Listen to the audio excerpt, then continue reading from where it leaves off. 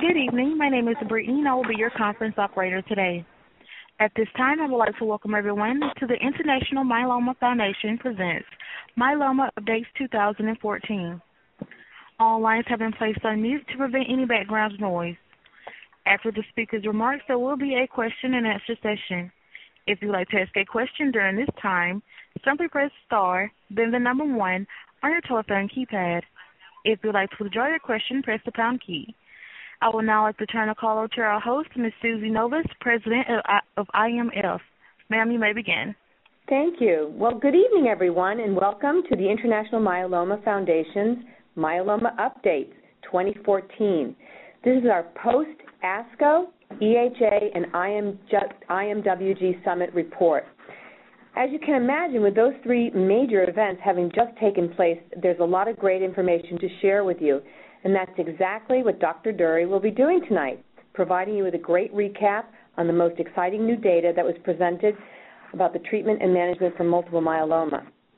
What I'm particularly excited about, however, is his report on both the IMWG Summit and the IMWG Conference Series, Making Sense of Treatment. By the way, if you didn't watch the live stream of the IMWG Conference Series, you don't need to worry. You can find it on our website at imwgconferenceseries.myeloma.org. You'll see Drs. Durie, Landgren, Palumbo, and Dr. Russell debate the hot topics, including what's been in the news lately, what's up with the measles virus. So if you haven't already downloaded tonight's slides, you can find them on the front page of our website under New and Noteworthy. So I'd like to take this opportunity to thank our sponsors, Celgene, Millennium, and Onyx, for making tonight's program possible. So I know Dr. Durie has a lot to tell you, so I'll turn it over to him. Brian? Well, thank you, Susie, and good evening, everyone. We're glad to have this chance to have an update after ASCO, EHA, and particularly the IMWG Summit. Oftentimes in the middle part of the year, there isn't a whole lot new to say. However, this year there really is quite a lot of new information and some very, very interesting information and recommendations coming out of the International Myeloma Working Group Summit, which was held in Milan this year at the time of the EHA meeting. So if we can go to the first slide. Now, for those of you who are looking online, the slides are numbered, and so slide number 1 is Impact of Novel Therapy 2014. That would be the first slide with information on it beyond the title slide. And so I will mention the slide numbers as I go through, but I'll also identify the title on the top of the slide so people can really make sure that we're all on the same page, literally. So slide number 1 introduces where we are today with therapy in myeloma, particularly the impact of novel therapies. And so with the advent of transplant 20 years ago now, and then since the year 2000, the introduction of what we call novel therapies, starting with thalidomide, Velcade, and then Revlimid, there have been clear improvements in the outcome of patients for myeloma. And many of you have seen this particular slide before, and I've updated it a little bit. Shaji Kumar analyzed the data from the Mayo Clinic, and he looked at 2001 to 2005 versus 2006 and then 2010. And what I've updated is what we might anticipate with newer patients diagnosed since 2010, and we would really expect them to be doing even better. But what you can see is if we look at the 5-year outcome by age, that it was very, very encouraging to see just in that 5-year time frame in the red versus the blue that particularly for older patients, we were starting to see an improvement in outcome from 31 to 56% over that 50% mark for the first time. But you can see also for the younger patients under the age of 65, outcomes in excess of 70%. And now, with newly diagnosed patients in the current environment with access to carfilzomib and pomalidomide and other new agents that we're going to talk about today, the outcomes can be expected to be really significantly improved. If we go to slide number 2, and this is the one which shows combinations in the upfront treatment of myeloma, again, this is one that many of you will have seen before, and the theme is the same. Basically, with the introduction of the combinations of the novel agents with each other and with other standard agents, we've seen a steady improvement of what we might expect. And as you look at the 2 drug regimens off to the left, and then the 3 and even 4 drug regimens with the bars off to the right, you can see that the overall response rate, ORR, that means patients who would have at least a 50% reduction in the myeloma protein level, we really expect virtually all the patients to have this degree of response. If we look at a very good partial response, a 90% reduction in the protein level, again, a very high percentage of patients these days we would expect to have that. And then a CR, 60%, and even with minimal residual disease, we're reaching the point where maybe a quarter of the patients could be down to very, very low levels of residual disease, especially with 3 drug combinations. And so if we go to the next slide, which is slide number 3, so the first bottom line, which is the basis for what we can see and expect for our patients these days, is that initial response to therapy is really expected for virtually all of our newly diagnosed patients. And so we're looking at which treatment might be a little bit better for one patient versus another, for an older patient versus a younger patient. Should it be a 2-drug regimen or a 3-drug regimen, maybe with or without transplant? And so we have high expectations, and we're trying to really refine our choice as best possible for each of our patients. Slide number 4 turns to, well, what were some new recommendations coming out of this IMWG summit just held in Milan? And I've identified 3 categories where there was a lot of emphasis and discussion, looking at the impact of age, what we call geriatric risk stratification, new standards of treatment for the elderly patient, and then what is the status of transplant, especially in the frontline setting. And so if we go to the next slide, slide number 5, you'll see, well, what is geriatric assessment? And I put 3 rather busy tables just to give you an idea of how you can score these different things. So if you look over to the right, you'll see activity of daily living, ADL. And you can see simple things. Are you able to take a bath? Are you able to feed yourself? Simple things. But if you're not able to do those, then that's a negative. If you look at the Charleston Index, this is something that's been used for many years to try to see the impact of other diseases. You can see if you go to the bottom, number 6, if you happen to have AIDS along with myeloma, as you might imagine, that's not a good thing. If you've had, under number 1, a myocardial infarct, if you've had a heart attack, obviously that's not good either. These are the kinds of things, if a myeloma patient has other medical problems, obviously this is going to impact how well that you do. And if you go to the bottom left, you'll see simple things. Are you able to go shopping, prepare your own food, do your housekeeping? Simple scores to try to get a handle on that. And so if we go to the next page, you can see what is the new recommendation coming out of the IMWG 2014.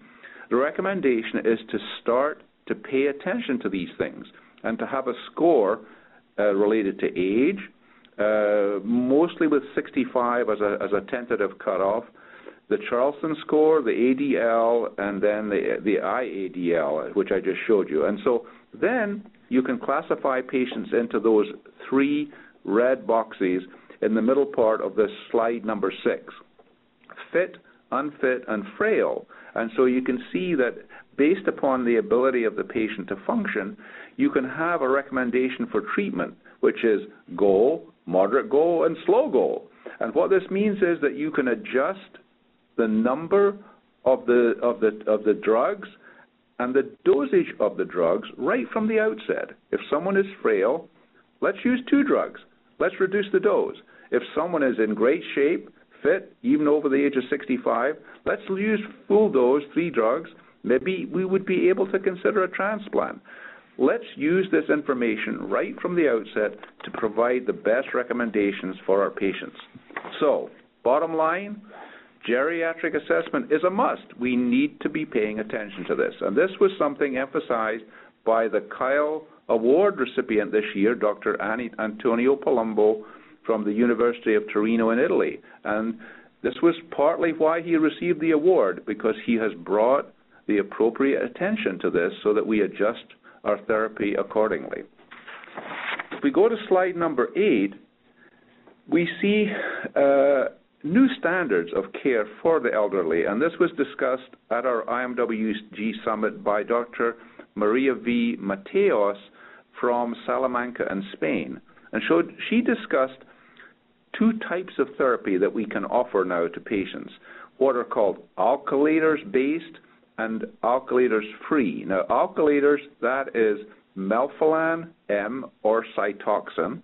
In this slide here, it's MP on the left, either by itself or combined with thalidomide, MPT, or with Velcade, VMP. So options are MP, MPT plus thalidomide, MP plus Velcade. And then alkylator-free image, this would be, right now, Len-Dex, lenalidomide, which is Revlimid plus Dex. And so those are 3 major options. So where do we stand with the data? Next slide, number 9. The first trial was presented at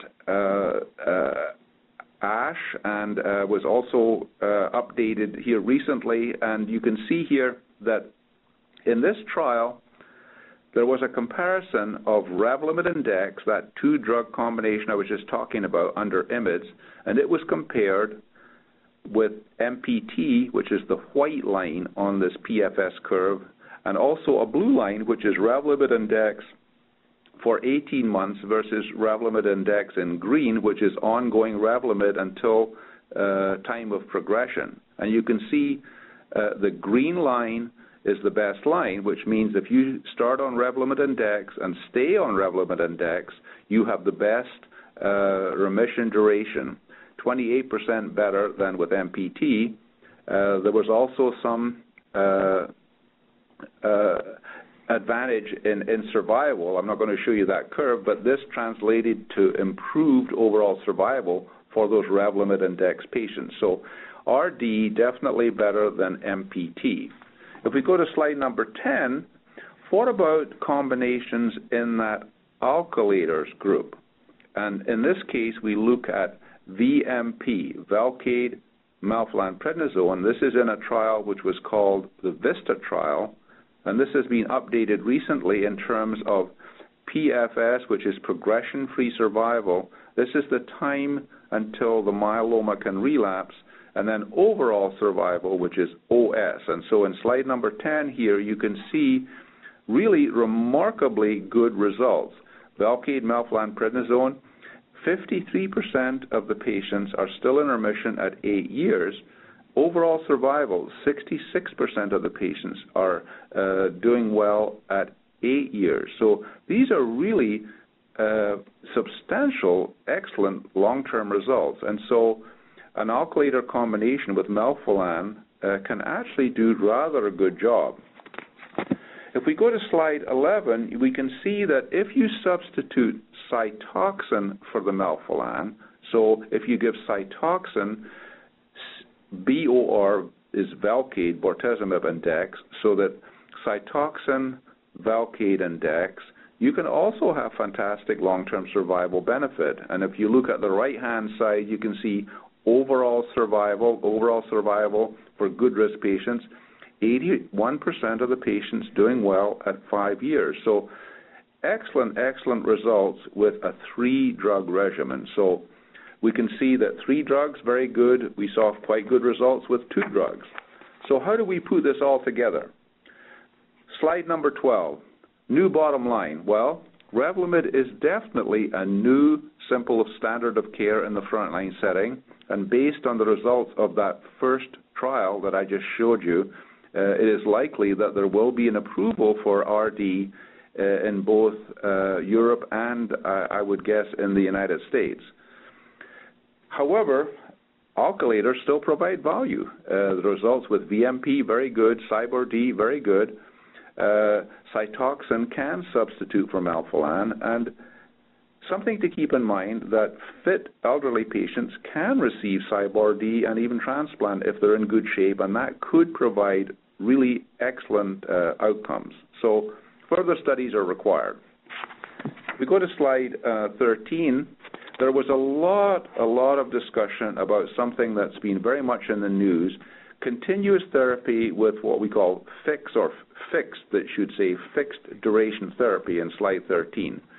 And what that means is basically if you stay on maintenance, so that if you have your initial therapy and, for example, would stay on Revdex maintenance, is this helpful versus just stopping once you've achieved a remission without maintenance? And what has become a new way of looking at this is if you would look to the left of the slide, you'll see that there are three bars. There's a light blue bar, a darker blue bar, and then a gray bar. And you'll see PFS1. And so what that means is that if you are on therapy and you have a first remission, progression-free survival number 1, and then you relapse, that's PFS1. If you then receive a second therapy and have a remission, that would be a second PFS. Now, one of the concerns about Revlimid maintenance, and actually any kind of maintenance, was that if you had a long PFS1, that is excellent, but maybe it would mean that you don't respond as well the second time, and that PFS2, that second PFS, would be shorter. And there was a need to analyze and find out, well, what is the story? And this was presented at ASCO by Dr. Palumbo again, and what he showed was that actually PFS2, that blue bar, the middle blue bar, was actually excellent, and you did not have a shorter second PFS. And so the PFS2 was good, and you did not become resistant to therapy by staying on maintenance. And so if you go to the next slide, there is a new bottom line that people are all talking about now in slide number 14. Continuous therapy does add value. That first remission PFS1 is good. That second PFS is also good. And the overall survival, all three of those bars are good. And this does not reduce the length of that second PFS. And I realize that this terminology is new and could be a little bit difficult, but you're going to be seeing more of this, so start to look at those things a little bit more carefully. Next slide.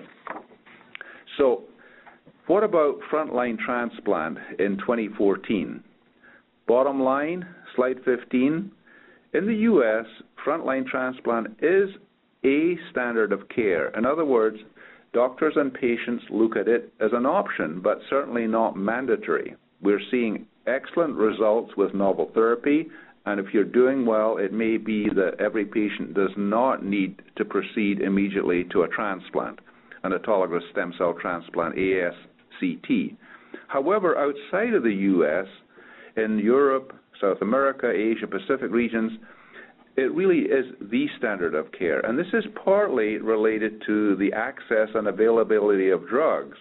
And doctors and patients prefer to get that decisive use of transplant up front to get that best first remission, because they don't have access to so many drugs at the point of relapse, and it is much more important to try to have that standard of care as transplant in the frontline setting. Next slide. But where are we overall in having solid data on this? And what is the consensus from the IMWG, early versus saving for later, perhaps? And the bottom line is we really don't have a clear answer yet, no clear answer yet. There are 4 ongoing trials. The one trial that I've put into the red box in the middle part of slide 16 is VRD, Velcade Revdex, plus or minus frontline stem cell transplant. And this is the major IFM, Dana-Farber clinical trial that has been ongoing here for the last couple of years or so, and this is the one which we're all looking to see if a transplant in the frontline setting adds to what would be excellent 3-drug combination induction therapy. And we just need to wait to see, and we will also be looking at the length of the Revlimid maintenance in this trial, in that in the French part, the Revlimid is not until progression, whereas on the U.S. side, the Revlimid maintenance is a continuous therapy. Next year, we'll start to get some results, mostly from that French part of the trial. If we go to the next slide, number 17, I'm going to change topics to a different topic, which links in to the transplant question. If you push forward with that autologous transplant, the ASCT, to get a deep response, what is the impact of achieving that CR? And this has been evolving over the last 4, 5, 6 years since 2007. And I show you a couple of sets of data there. And again, the main thing is to look at that one curve is higher than another. If you look at the bottom set of curves, you'll see that the CR in blue is a higher curve than VGPR, which is in kind of a dark maroonish sort of a color. And so what this is showing is that patients who have a CR do better than patients who have a VGPR, which is a 90% reduction in the protein. So if you have a 100% reduction, that is better than a 90% reduction. And so if you go to the next slide, number 18, what about the importance of stringent CR? Well, stringent CR is where you look to see if there's any myeloma even when you do immune staining of the bone marrow, and if the free light ratio is also normal. And again, we see here, if we look on the left, that the yellow curve is higher than the blue curve, that stringent CR is better than CR.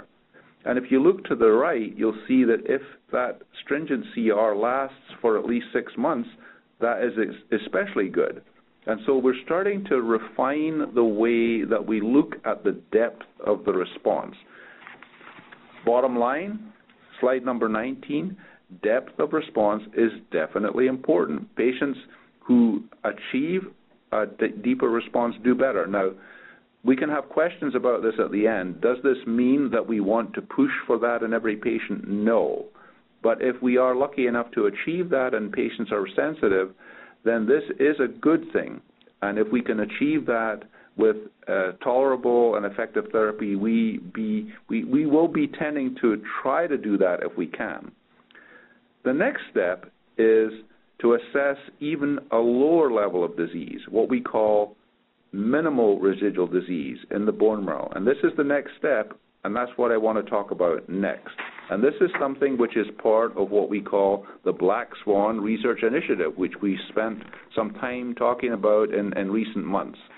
And the idea here is to determine what about MRD and myeloma? What are the best ways to test, is there any myeloma left in the bone marrow? And this slide here, slide number 20, shows you if you run the bone marrow cells through a flow machine, what's called a flow cytometer, and look for myeloma, or if you run the cells through a gene sequencing machine, what results do you get? Well, you can see that mostly the results are very similar. There's excellent cross-correlation. But using an old flow method, it was clear that some of the patients were picked up with the sequencing that were not picked up with the flow. And those are the ones in the red box down at the bottom there. So there were a number of patients who were not picked up with the old flow method. And so we needed to develop a new flow method, and this is what came out of the Black Swan Research Project. And so slide 21 shows you what we have achieved with the Black Swan Project, which has been, in this case, this part of the Black Swan Project has been conducted in Spain at the University of Salamanca and now at the University of Pamplona in Spain by Dr. Alberto Orfeo, Dr. Bruno Paiva, and Professor Jesus San Miguel, who is obviously very, very prominent in the field of myeloma. And they have developed a new flow test to look at the bone marrow. It has several advantages. One is that you run the results through a computer, and so it's not something where someone needs to be sitting watching the screen to analyze the results. It's a computer output. The new method is sensitive at a level of 1 in a million. I put quantitative at 10 to the minus 5, but we can actually pick up 1 in a million cells, 10 to the minus 6. This is something which is very cheap and can be run in a routine way at most centers around the globe, actually. The advantage is also that it will pick up any type of myeloma that happens to be in the bone marrow, and we can count the number or even the characteristics of cells that might be left. So, slide 22, bottom line for this, MRD testing by flow is available now and provides a new endpoint for our clinical trials, and so now we can start to look at an even more sensitive low level and to see which treatment might be better than another at this extremely low level and have a chance to have the best results for our patients. Next slide. In doing that, we can use new response criteria, which were endorsed and discussed at the IMWG summit in Milan. And these new criteria include what is called a new MRD negative category. And this is an improvement on SCR and CR. And you can see the things which are in this MRD negative category are flow 0 in the marrow. This means that that flow MRD test I was just describing is negative in the bone marrow. But in addition, something that we've recognized is that even if the bone marrow is negative, some patients can have disease in soft tissues in other places outside of the bone marrow. And so to be doubly cautious, if the marrow is negative, we do recommend that a whole body PET CT scan be done to make sure that there are no pockets of myeloma hiding anywhere. In addition, we recommend a very, very sensitive way to look for myeloma protein in the blood, which is using the heavy light ratio test. Next slide. So we have these new response criteria which will be used to evaluate myeloma. An important new question is if we go to slide number 24, which says pre-CRAB myeloma, should we be diagnosing and treating myeloma sooner if we want to have the best results? And there is a huge amount of discussion about that right now, basically to say that we should be diagnosing myeloma sooner and trying to get the best results by treating in the best way possible. So if we go to the next slide, what are the new changes that are coming into play? Well, the first thing is, can we improve our evaluation of kidney function? And certainly we can evaluate kidney function more precisely, but we're not to the point where we're going to be using that to actually start to treat patients earlier. We are looking for earlier predictors of renal kidney damage. The amount of leaking protein in the urine, the albumin in a 24-hour urine specimen is actually quite helpful because it indicates that the kidney is damaged and protein is leaking out. A number of other tests are under review, which I've listed there, cytostatin, an NGAL marker in the urine, but we really need new sensitive markers to assess kidney function. If we go to the next slide, the bone and imaging group in Milan was extremely active and have some really excellent recommendations to make to the myeloma community. And so on slide number 26, we have an indication of a report that came from the bone and imaging group with the leaders being Evangelos Terpos, Susanna Lensch, and Jens Hillengas. So from Greece, the U.S., and from Germany. If we go to slide number 27, their question was, is it time to change the CRAB-B criteria? So can we pick up bone disease and myeloma earlier? Do we have enough data to say that conventional radiographs, conventional x-rays are not good enough, and maybe we could pick up osteolytic disease, that is bone damage on x-ray, earlier. And the group suggests that maybe low-dose whole-body CT is the best method to consider for this. And so why do they say that? Next slide, number 28. A pilot study using whole-body CT was done in Athens, Greece, looking at patients with asymptomatic myeloma. These were 20 patients, negative x-rays, using regular x-rays. They had nothing on the regular x-rays, and then they did the whole-body CT. 8 patients had lesions that showed up. Of those, 8 patients had 3 or more lesions, so they had definite myeloma lesions. 5 patients, the lesions were very, very tiny, less than 5 millimeters. We're not sure what to make of that because those are pretty small. However, for the other patients, we think that this could be important, and we're going to do a follow-up study to see if this turns out to be a good way to diagnose bone lesions early.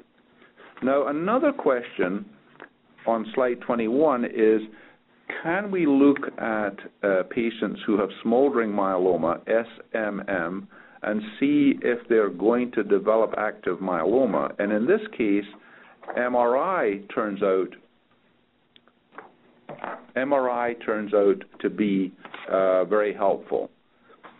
And this is on slide number 29. And so on slide number 29, you'll see that there's a blue curve that goes up pretty sharply, and that is indicating the likelihood of getting myeloma within 0, 1, 2. You'll see that line goes up 2, that's 2 years. You'll see that within 2 years, a lot of those patients are going to develop myeloma, and those are the patients who have at least 2 focal lesions. Now, what is the difference between a focal lesion and a lytic lesion? Well, on the MRI, a focal lesion means that it's a spot on the MRI. It doesn't mean that there's bone damage.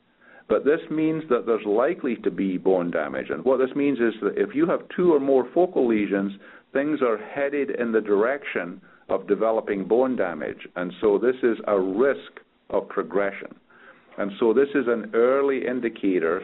The whole body CT would be the indicator that you've actually started to get bone lesions. So, bottom line on slide 30, whole body CT may become a new standard to pick up lesions early, but for now, if you have 2 or more lesions or spots on an MRI, this is an indication that you're headed towards myeloma, what we call ultra-high-risk smoldering, and actually we would consider this sufficient to treat you as if you have myeloma. So if you go to slide 31, this is where we have our new definitions of myeloma, and this is a part of a manuscript which is currently being submitted for publication with Dr. Vincent Rajkumar from the Mayo Clinic as the senior author to indicate these are the new definitions that are being accepted by the working group and signed off on at the time of our summit in Milan. So we have regular myeloma, which are identified by CRAB features. This is what we've normally accepted as myeloma if you have calcium elevation, kidney damage, anemia, or bone changes on X-ray.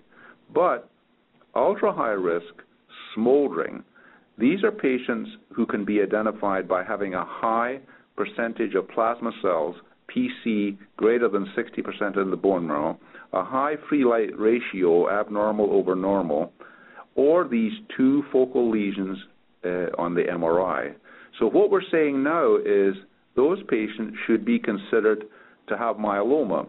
So they would move into that red box, and they wouldn't be in the dotted box anymore. But it also means that those patients, they have myeloma. They don't have a high risk. See, the high risk relates to the likelihood of getting myeloma. It doesn't really tell you anything about the myeloma itself.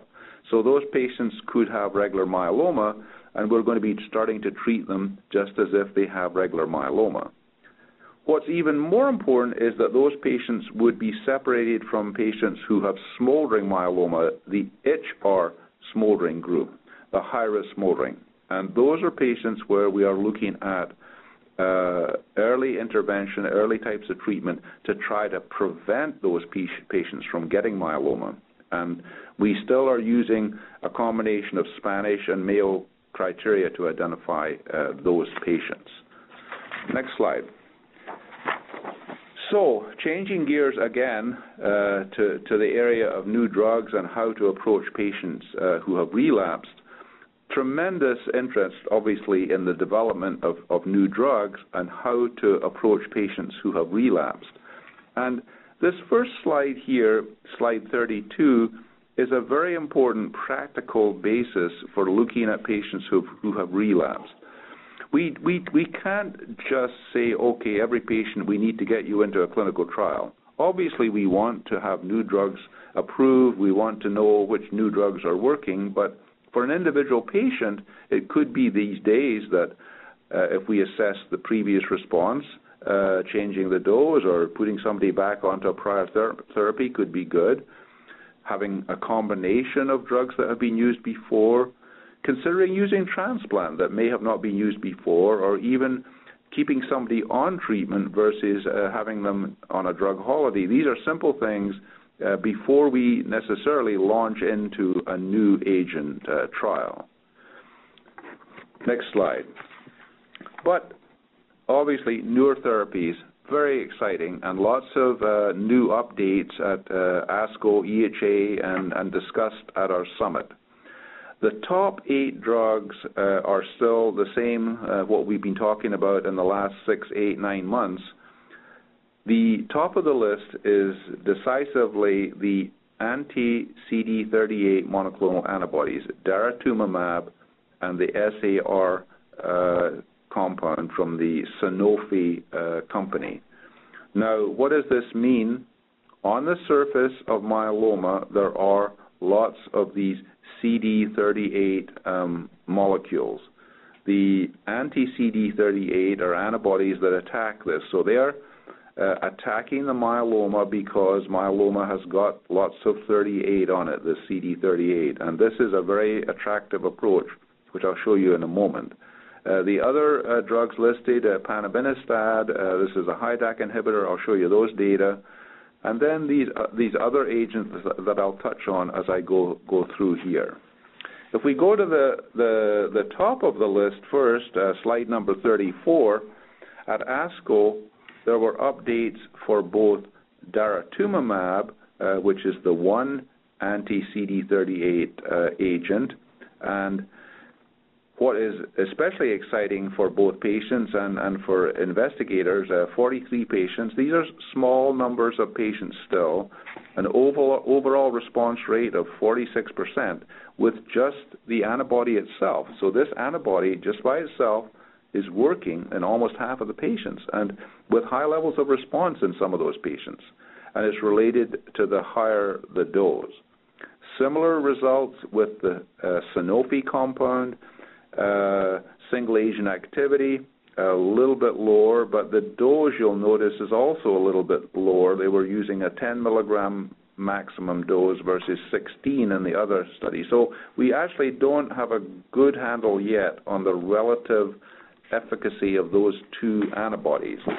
If we go to the next slide, this is slide number 35, and this is what's called a waterfall plot, which may be a little bit confusing for some of you, but if you look off to the left, there are bars which are going up, and that means that the paraprotein level, the myeloma protein level, went up. That means that these patients actually progressed on the therapy, and so they did not respond. So you can see that half a dozen patients here did not respond at all to the DARA anti-CD38, but you can see over on the right that the majority of patients did respond, and those bars are heading downwards, and you can see, if you look to the left, that in some cases they headed down by 100%, so minus 100. So there's 3 bars off to the right there where the myeloma protein went down by 100%. So this was with the red, which means that it was the higher dose. So you can see here there are more red bars off to the right. And so more patients treated with the higher doses had the bigger drops in the myeloma protein level. So if we summarize that on slide number 36, at the lower dose, you can see that there were partial responses, 3 partial responses. If you look at the higher dose, 20 patients, there were CRs, VGPRs, and PRs. So clearly, in the daratumumab data set, there was a stronger, higher response for the higher dose, and really quite encouraging to see this level of depth of response. If we go to slide number 37 with the Sanofi compound, the SAR compound, you see the same kind of a waterfall plot. You can see that there are possibly a few more patients off to the left who did not respond, and you can see over to the right patients who did respond, but you can see there's a mixture of colors there where some of the patients getting the lower doses also did respond, but the blue ones, the higher doses, are more over to the right. And so again, somewhat of a dose response, but excellent single-agent activity. So, which drugs will have an impact? Well, we actually asked all of the attendees at the summit this question. We had a audience response system, an ARS survey, where everybody pressed the button on their handheld device, and we said, okay, which agent do you think is the most important? And 85% of them picked the 2 antibodies at the top of their list. We then asked them, if a agent is showing benefit, how much added benefit would you want to see from that drug? And what they said was at least a 4-month added benefit. And in this case, they were mostly talking about a combination of therapies where you would add, for example, one which was topical was panabinostat to Velcade and Dex. So if you have Velcade and Dex, and then you add panabinostat to that, and then the remission lasts for 4 months longer, they would be saying that that is significant. Well, now that doesn't sound like a whole lot, but that is in part because these are very, very heavily treated patients, and this is a trial outcome and is not really what we would expect when patients end up getting treated with these agents. The other thing which was interesting is that clearly the investigators wanted to see single-agent activity, a direct activity of these drugs, but they were also interested if it would be synergistic with other drugs.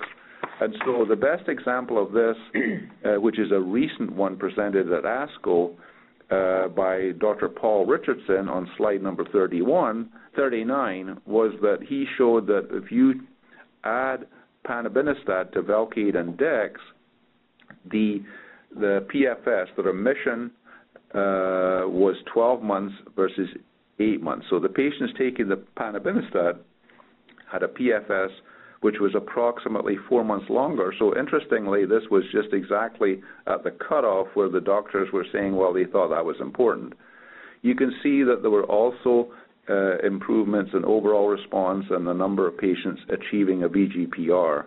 Of concern were some of the toxicities, low platelet counts, thrombocytopenia at a high level, grade 3 to 4 toxicities, diarrhea, and fatigue. And so those are certainly not trivial things, and actually about 30% of the patients had to come off of the treatment because of some of those side effects. So there was a lot of discussion about the value of panabinostat, but I think that everyone was optimistic that this would lead to an approval so that patients would have access to another agent to treat myeloma. If you go to slide number 40, you can just see the typical outcome curves where the blue curve is better than the yellow curve.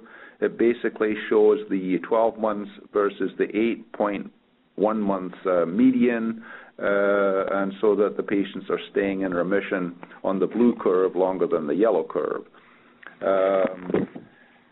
Now, if you want to really, I thought it would be helpful for you to see this, if you want to compare what you can achieve in the relapse refractory setting, I think it is impressive to see what happens when you give a relapse refractory patient the combination of carfilzomib, pomalidomide, and Dex, which has now been presented 2 or 3 times, and this is in patients who are refractory to Revlimid and Velcade, the same type of patients that you just heard about. The overall response rate with this combination is 70%, with 83% having at least some clinical benefit. But the impressive thing is that the average length of the remission is over 17 months. And so we were just talking about 4 months. In this case, these remissions are lasting over 17 months. And so I think that this is really an impressive combination in this relapse refractory setting. But just to finish up, so much interest in this measles virotherapy, which has been in the news. And Dr. Stephen Russell was at the summit, and I would recommend anyone who's interested to listen to him. He is part of the conference series, and it's actually being posted today as part of our Myeloma Minute for those of you who may have not seen it earlier. So I would recommend to take a look at that if you can or if you would like to. But basically, this is an interesting study in which patients are given measles virus. Now, this is not your regular measles virus, and it's given to patients who do not have antibodies against measles. So these are seronegative myeloma patients, and that means that they may have been vaccinated against measles, but their antibody levels are very low. And partly this is because myeloma patients have a poor immune system, so about half of the myeloma patients do have very, very low levels of measles antibodies. So if you go to slide 43, this is a picture of the lady who had her results in the Star Tribune and had her story blasted on the internet worldwide, and really gave prominence to this result, where she had a massive blast of measles vaccine IV, given IV over an hour, and really had a dramatic response, and obviously fantastic for this lady who lives in Minnesota, relatively close to the Mayo Clinic, actually. So what is the story with this measles virotherapy? How does it work? If you look at slide number 44, the first thing is that this is not regular measles virus. It's measles virus that's been engineered from the measles vaccine virus. And so this is a virus that actually does not cause measles, but then it has been engineered to attack cancer cells. And so it attacks cancer cells because it happens to target something called CD46. So we were just talking about CD38, which is on myeloma cells. It turns out that myeloma cells also have CD46, and the engineered measles virus loves that and attacks what's got CD46, and then it goes into the cell, reproduces in the cell, and actually destroys the myeloma. And fortunately, if you look over to the right, normal cells have very few of those CD46, and even if the virus gets in, the normal cell tends to mop up the virus and kill it right away, whereas the myeloma cells don't have that immune defense. And so that's kind of how it works. Now this MVNIS, which is the measles that has been used in those studies, this is actually a phase 1 trial that's been going on for many years, actually since 2006. This is on slide number 45. And this has been slow because giving a virus to someone is obviously potentially a dangerous thing, and so it was encouraging that up until recently this had been very, very safe. And then here recently, 6 patients got up to this mega dose. This is a dose that would be enough to vaccinate many patients with the myeloma vaccine. And this massive dose produced a dramatic response in this one lady whose picture you saw a moment ago. And she had a response which achieved a CR status for 7 months. Now, unfortunately, her myeloma came back a couple of months later. There was another patient who had myeloma in muscle tissue who had uptake of the virus into the myeloma, but again had just a very brief response, and then the myeloma came back. And so what's next? Well, this is definitely an exciting, completely new approach which could turn out to be dramatically effective. And so there is a new phase to the trial that will be starting with September. There's still a possibility to increase the dose higher, and there are several variations on trials that are going to be proposed, combining it with cyclophosphamide and with radioactive iodine. And there's also the idea to use other viruses, VSV virus, which could be even better because people don't have antibodies against that. And so a very, very exciting, completely new approach to treating myeloma. And so my last slide really is what does the future hold for virotherapy, and really what does the future hold for all these kind of new approaches. And so I think that in closing, I would like to emphasize that we must be looking for the new virotherapy, immune T-cell therapy, which is happening at University of Pennsylvania, all kinds of new things. But in the meantime, we must also be looking at the best combinations of new agents that we can come up with and do the best for all of our patients. And so if we go to my final slide, as usual, moving forward is always a balance. You want to do your best. You don't want to cause damage. You don't want to have too much side effects. And in the case of the IMF and the IMWG, we have the Black Swan Research Initiative, where we're trying to use that MRD testing to push the therapy to achieve the best results. And so hopefully this has been a good overview for you all. I realize there's a lot of information and you may have questions, not all of which we can answer on the phone here today, but call the hotline and look at some of the other information that we're posting online. Thank you all. So we can, I think, take questions at this point. We have some time. We will do the open questions first, and then we have some set questions that we'll do after that. So, operator, if the lines are open, we are glad to take a few questions. At this time, if you'd like to ask a question, press star then the number 1 on your telephone keypad. You have a question from Edward Bernstein. Yes, I'm about to start a trial on ilotuzumab, and I noticed you didn't have that as one of the top 8 items. Excuse me, I have a cold. Yes. And it's the ilotuzumab with 25 milligrams of Rev and 40 milligrams of Dex. How do you view that trial, number 1, and then I have a follow-up? Yeah, so thank you so much for bringing that up. We are waiting anxiously for the trial results with the elotuzumab, which is actually looking extremely promising. Because we've been waiting, it actually has not been presented at the last couple of meetings. We're expecting a major update on that, certainly by ASH coming up.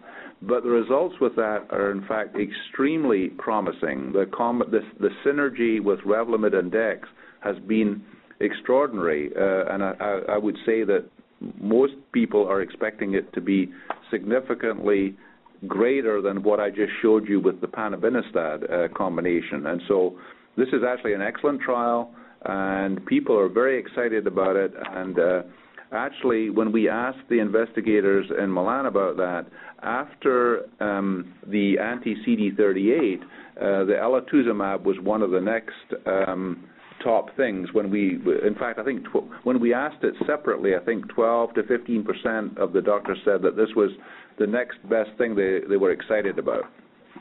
And the follow-up on it of the question is, with 25 milligrams of Rev and 40 milligrams of Dex, how synergistic is it if you're not able to tolerate as well the Revlimid and Dex, and you have to reduce it, let's say, to 10 milligrams of Rev maybe 20 milligrams of Dex. Right. The synergy seems to be strong enough to where that would still work quite well.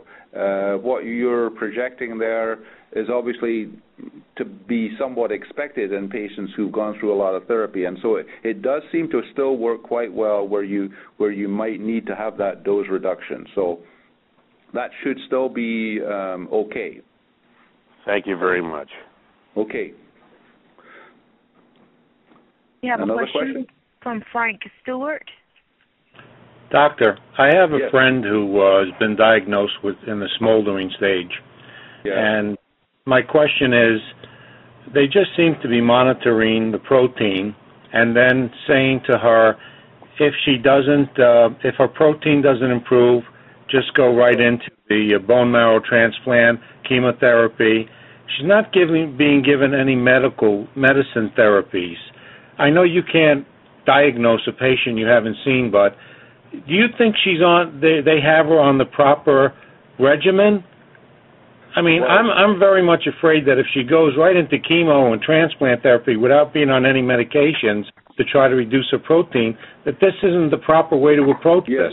Yeah, I think that you're certainly raising a legitimate concern. So on the one side, if someone is smoldering, we don't want them to be having any treatment. They may not need treatment. It could be a long time until they do need treatment. On the other side, if there is evidence of the myeloma progressing towards an active stage, then therapy would be needed. But as you say, it sounds a bit drastic to go to suddenly do a transplant for such a patient. So I think maybe this is a situation, maybe if you want to call our info line, one of our info specialists could maybe help you to guide you to get some consultation on this. It's certainly a situation where some careful advice would be very good. You've certainly picked up on something which is of a concern, okay? Thank you very much. You have a question from Gary Peterson. Hello, Dr. Durie. I must say that I'm very much a proponent of all the things that you and Susie do for all the myeloma patients in the country, and so thank you very much for that. Well, thank you. Yes. You know, my question has to do, and it was something that when you went through the whole, a CR is better than the depth of response. NCR is better and minimal. Yeah, and somebody had once said, and it kind of stuck with me. So I wanted to ask you this question. Is it it's kind of like the chicken or the egg question, and it would be is the response a result of the fact that the disease was a low risk or very easy to treat, or was it a result of and how do you answer that question? Because that's relatively important, I would think. Yeah, good question, and I think that you're right. Obviously, patients who have a CR, or SCR, or MRD negative status have sensitive disease and are going to do better. But the flip side of that is that patients who don't do as well. I think that the crucial middle group is that, let's say you've used one treatment and someone's had a VGPR, what is the added advantage of pushing that patient to attempt to achieve a better level of response? And so that the big question really comes up in this middle group, and that's what I was kind of referring to as I went through this, is that we're still not clear about how to handle patients who maybe have a VGPR or even a very good PR. Do we want to really try to push them into a CR if they're doing clinically well? And I think we still need to have that as part of our ongoing studies. So, but what is also pretty clear from the data that I showed you, and a lot of data, is that there's no doubt that the patients who do achieve these high levels of response definitely do well. And in general, even although a patient with a partial response can sometimes do really well, on average, many such patients don't do quite as well. And so we do need to look at patients who are having those lesser responses and make that decision. Do we want to hold at that level or consider some additional therapy? Thank you. But thank you for that question. Well, you have a question from Mary Wolf. Hi, Dr. Durie. Thank you for your tireless efforts. My question seems like it's a follow-up to the previous one. I've listened to the seminars and gone to the workshops. I've had myeloma for 7 years, and we would hear a lot about, do we want to control the disease or do we want to cure it?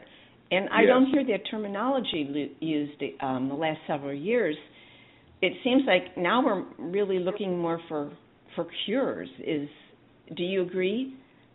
Well, I think that, as you say, a follow-on to that last question, I think that cautiously we're looking to see if we can start to cure some patients with myeloma, and where we would identify patients where we felt that we should push toward that cure category. But we need to do that in a careful way. And so it's not just about the level of the response, it's about the type of the patient. And so as I was saying, we would have our best chance if we start in patients early in the disease, and also in patients who have good risk features, as was implied by that last question also, that our best chance of doing well is in patients who might have good risk chromosomes, maybe low level of disease, early in the disease. And we would be much more cautious in someone who had more advanced disease, maybe high-risk chromosomes, where we would possibly be looking at things a little bit differently. And then we have kind of the middle group of patients where, for example, with a simple regimen like Revlimid and Dex, many patients can do well with disease control for many years. And so we don't want to rush and make recommendations in that situation until coming out of trials, careful trials, we can say, okay, in this case, it is important to push and see if we can start to cure a particular type of patient. And so this is a learning process. It's going to be clinical trials to get the full answers to all of this. So I'm not sure about the timing. We could probably have time for one or two more questions, and then we have our final questions. Any other questions online? And you have a question from Sandra Hoffman. All right. Hi. I was diagnosed a year ago with multiple myeloma, and in December I had a transplant, stem cell transplant. All right. The doctor just suggested that possibly, even though my bones right now are okay, it affected my kidneys, that I go on either Aradia or Zometa. Uh-huh. And I printed everything out, and there just seems to be so many side effects. And I didn't know, what the pros and cons would be as far as taking this bone prevention. Well, this is an interesting question, and the answer has changed quite a bit over the years. But right now, since you've actually had a response, the important part about that is that means that you're not actively destroying your bones right now, which means that you're not in urgent need of one of those bone therapies. And so I would say that there's not a need to rush to do that. And this is something that's changed over the years. When we had less effective therapy, like a partial response, and obviously myeloma that was continuing to be somewhat active, it was very important to start the bone therapy, Aradia or Zometa, and maybe even to try to keep patients on it. But now, when we get good responses, if the myeloma is not active anymore, then we can stop the Aradia or Zometa, or maybe in your case, you don't need to even jump in and start it. So right. That was my thought. Yes. So I think you're on the right track. Okay, good. Thank you so much. I really appreciate it. Mm-hmm. So I don't know what you think. Maybe one more question, and then we'll do the wrap-up. So we'll do one last question, and then we have to do the wrap-up questions, okay? Okay, you have a question from Roland Jones. All right. Yes. Hello? Yes, I can hear you. Yes, sir. This is kind of like a follow-up question from the last one. My mother was diagnosed with myeloma 7 years ago, and she had been on the Zometa. Mm-hmm. And right now she's having some difficulty with her teeth, and we just recently tried to get some extractions done, and the dentist said because she's been on Zometa, she will never be able to have any dental extractions, and I wanted to see if I can get some input from you about that. Okay, so this is obviously a very important aspect, and it relates definitely to the answer to my last question, which was that, don't take these drugs if you don't have to, because there are side effects, and this is an unfortunate one where it can cause this situation, which is osteonecrosis of the jaw, what we call ONJ. And what that means is that because of the Zometa in the bones, that if you would have a tooth pulled, the bone wouldn't heal properly. And so the best way to handle this is you really do need to see a specialty dentist, someone who really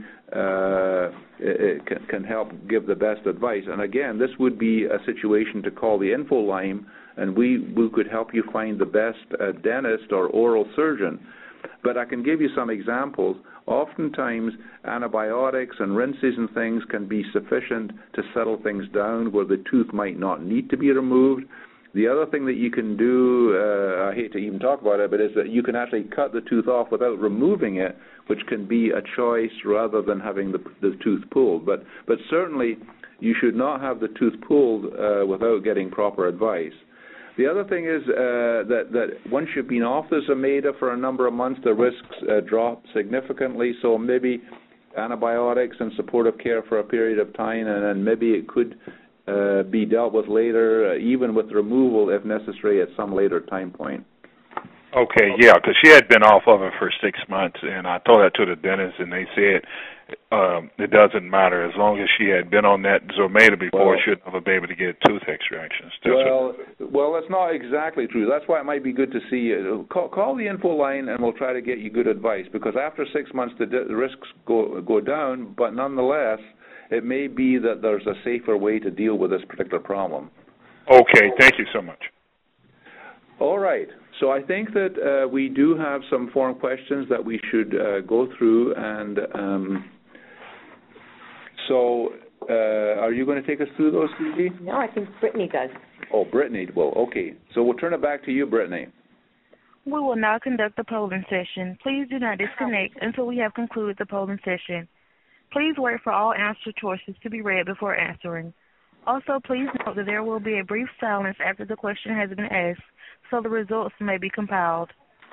So, Brittany, thank you very much for leading them through the questions. This is Susie Novus, and I just want to, first of all, thank all of you for participating on tonight's call. And obviously, I'd like to thank Brian. As always, it was amazing, and I'm sure that everyone really appreciated the information that you shared with them tonight. I know that many of you who listened in will still have a lot of questions, so please remember that our info line team is here to answer them for you. You can call them at 1-800-452-2873. They're open between 9 a.m. and 4 p.m. Pacific Standard Time. And during the summer months, we do close the office a bit early, so it's best to get your call in early on Friday. So, again, thank you all very, very much. Remember, the IMF is here for you and your family. Don't hesitate to, reach out and let us know what you need. Thanks very much. Good night. Thank you all.